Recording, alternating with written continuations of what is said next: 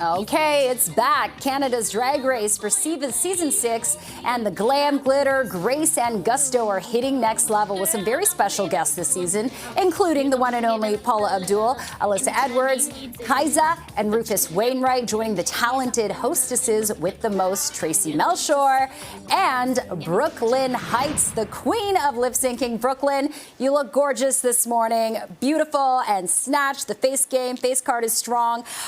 Congrats on season 6, first of all. I know it kicked off last week. There were no eliminations. They did a music video to Sorry Not Sorry.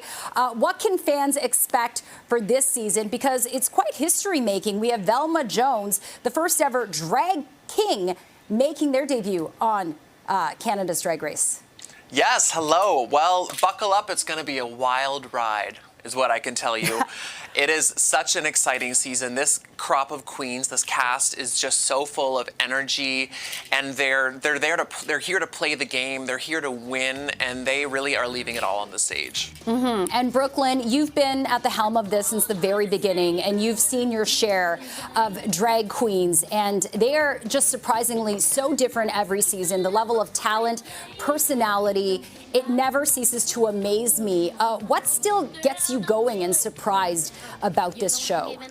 I mean, I just love how it keeps evolving. I love how the queens, I love meeting new drag queens that I didn't know existed before the show. A lot of the times, the first time I'm hearing about these queens is when they come to the show, and they just keep coming up with new ways to surprise me, new looks, new characters, just different personalities. And I love when someone comes on the show and is just so authentically themselves and is a little crazy and even delusional. I love delusion.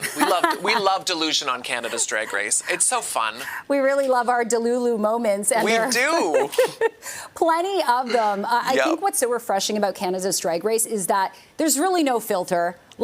They speak their mind and they're not ashamed of it. But the level of talent, the level of creativity that you see, you really think, oh my gosh, this is like a one performer army. They do everything. So talk about just the effort it takes to get to this stage in Canada's Drag Race as a contestant.